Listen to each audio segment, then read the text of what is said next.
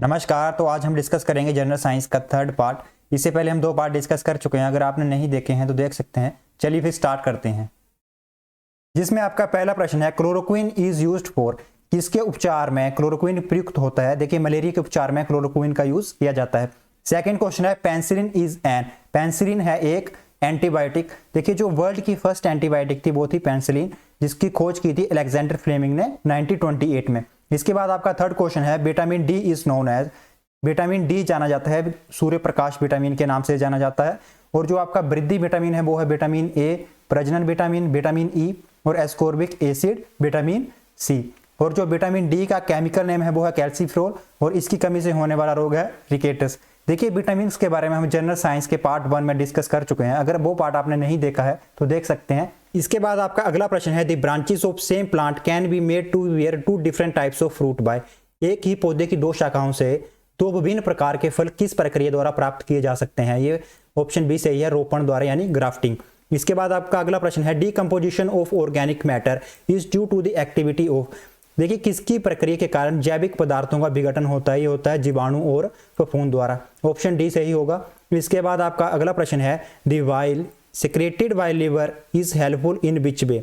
यकृत द्वारा स्रावित पित्त किस प्रकार से सहायक है? इसका ऑप्शन डी सही होगा, यह पाचन में सहायक है। देखिए जो आपका पित्त का कार्य है ये क्या करता है? इमल्सिफाई करता है फैट को, जो आपका फैट है उसको कन्वर्ट कर देता है फैटी एसिड में। इसके बाद आपका अगला प्रश्न है हाइपोकॉन्ड्रियाइक सफर फ्रॉम। रोग भ्रमी इससे पीड़ित होता है। देखिए इस बीमारी में व्यक्ति अपने स्वास्थ्य के प्रति अत्यधिक चिंतित होता है।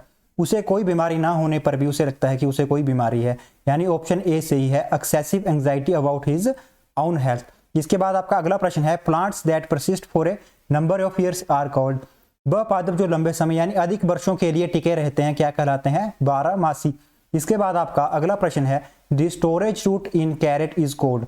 गाजर में संग्रह मूल कहलाता है, ये कहलाता है कोनिकल रूट यानी नलाकार मूल। इसके बाद आपका अगला प्रश्न है the absence of pigment in the eyes hair and skin is referred to as. नेत्र केश तथा चर्म में रंजकों की अनुपस्थिति से संदर्भित है। इसका ऑप्शन सी सही है, रंजकहीनता यानी एल्बिनिज्म। इसके बाद आपका अगला प्रश्न है in man blood group provide an illustration of. मनुष्य में विभिन्न प्रकार के रक्त समूह क्या स्पष्ट करते हैं? ये स्पष्ट करते हैं डिसकंटिन्यूअस वेरिएशन यानी असतत परिवर्तन। इसके बाद आपका अगला प्रश्न है the double helix DNA was first described bye. DNA को द्विकुंडलित संरचना किसके द्वारा दी गई थी? ये दी गई थी वाटसन और क्रिक के द्वारा 1953 में। इसके बाद आपका अगला प्रश्न है अ ट्यूमर कंसिस्ट ऑफ। एक ट्यूमर बना होता है एकल कोश से निर्मित कोशों के समूह का। ठीक है, ऑप्शन ए सही है, a colony of cells derived from a single cell. इसके बाद आपका अगला प्रश्न है X is a chemical substance that control changes during adolescence here X could be. X वह पदार्थ है जो शैशव काल के दौरान हो रहे रासायनिक परिवर्तनों का नियंत्रण करता है। एक्स हो सकता है, यहाँ पे एक्स है आपका हार्मोन्स। इसके बाद आपका नेक्स्ट प्रश्न है what will be the sex of the individual with sex chromosome as X Y. X Y धारिता लिंगी सूत्रों वाला व्यक्ति का लिंग क्या होगा? ये होगा आपका पुरुष।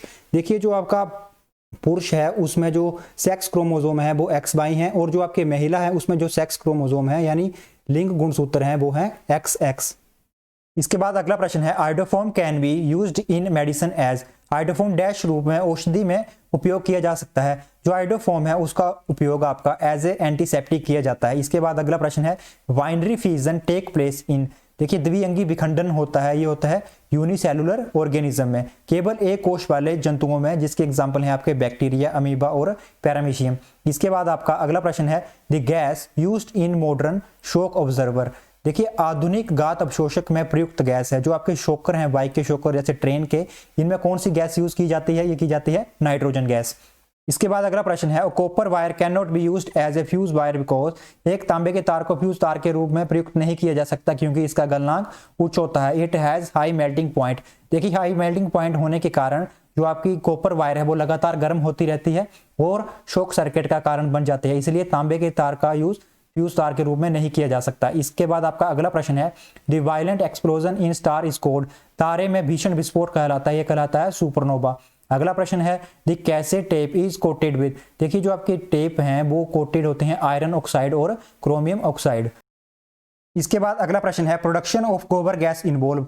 गोबर गैस के उत्पादन में होता है फर्मेंटेशन, और जो मेन कंपोनेंट है गोबर गैस का वो है मीथेन। इसके बाद अगला प्रश्न है cardiograph is used for tracing the. Cardiograph का उपयोग निम्न का पता लगाने में किया जाता है, यह किया जाता है हृदय की गति। इसके बाद आपका अगला प्रश्न है seaweeds are an important source of. समुद्री अपतृण एक महत्वपूर्ण स्रोत है आयोडीन का। इसके बाद आपका अगला प्रश्न है the diseases caused by asbestos is. Asbestos के द्वारा जनित बीमारी है फेफड़े का कैंसर। इसके बाद आपका अगला प्रश्न है ignition temperature of diesel fuel is. Diesel engine का ज्वलन तापक्रम है लगभग 400 डिग्री सेल्सियस। देखिए इग्निशन टेम्परेचर वो टेम्परेचर होता है जिस टेम्परेचर पे पहुंचने पर कोई भी वस्तु अपने आप जलना स्टार्ट हो जाती है। तो यह है अंत इस वीडियो का। अगर वीडियो अच्छी लगी हो तो चैनल सब्सक्राइब जरूर करिएगा। इसी तरह की वीडियो के लिए जुड़े रहें योर गोल स्टडी चैनल से। Stay connected, do work hard, God bless you all.